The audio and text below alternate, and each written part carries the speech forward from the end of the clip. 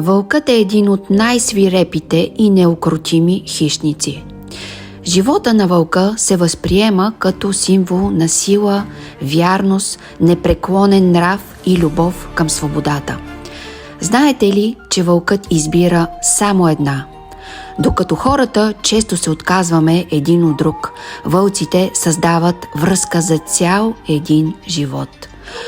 Когато вълкът срещне половинката си, между тях се образува неразрушен съюз.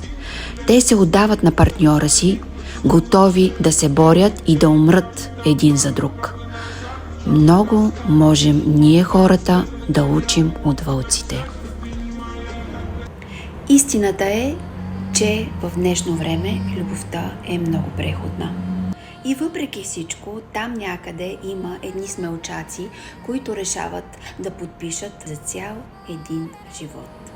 Така, както вълкът избира своята вълчица до края на дните си. И тук искам да ви попитам нещо много важно. Според вас, кое е най-важното условие един брак да оцелее във времето, в което живеем? Ще чета и ще отговарям на всички ваши коментари.